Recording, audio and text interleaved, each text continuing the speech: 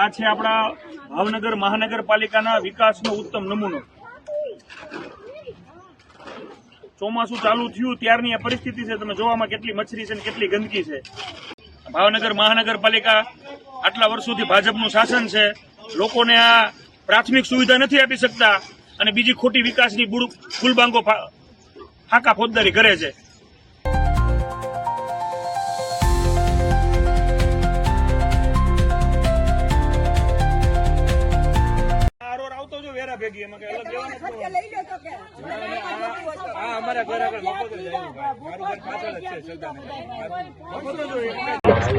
ખાસ કરીને અત્યારે આપણે ભાવનગરના ઉત્તર સરદારનગર વોર્ડમાં છીએ। ઉત્તર સરદારનગર વોર્ડની પટેલ સોસાયટી છે, માતંગી મંદિરવાળો ખાંચો છે, પંચીલ સોસાયટી છે, સર્વોદય સોસાયટી છે। આ તમામ સોસાયટીના વિદ્યુત સોસાયટી છે। આ તમામ સોસાયટીના લોકોને 1 વર્ષથી ચોખ્ખું પીવાનું પાણી નથી મળતું। માતંગી મંદિરવાળો રોડની વાત કરો તો માતંગી મંદિરવાળો રોડ 1 વર્ષથી ખોદી નાખેલો છે।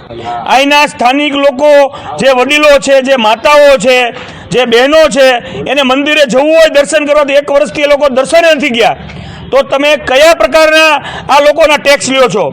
તમે મોટી મોટી મંદિરની વાત કરો છો તો આ લોકો મંદિરે નથી જઈ શકતા, એના માટે જવાબદાર કોણ? આ હું તંત્રને કહેવા માંગુ છું કે આ તમે ભાવનગરને કઈ સદીમાં લઈ જવા માંગો છો? આ ભાવનગર ભાવેણાના મહારાજા કૃષ્ણકુમારસિંહજીનું ભાવનગર છે અને જો આટલા વર્ષો પછી તમે શાસનમાં રહેવા છતાં આ પ્રાથમિક જરૂરિયાતો પૂરી પાડી શકતા નથી તો તમારે આ સત્તા છોડી દેવા સિવાય કોઈ વિકલ્પ નથી। તમે સત્તા છોડી દો તો બીજા લોકો કામ કરવાવાળા છે જ તે કામ કરશે। અને ખાસ કરીને એ વાત કરું તો અહીંના લોકો આ ગંદુ પાણી પીવાથી વારંવાર બીમાર પડે છે। આના માટે જવાબદાર કોણ?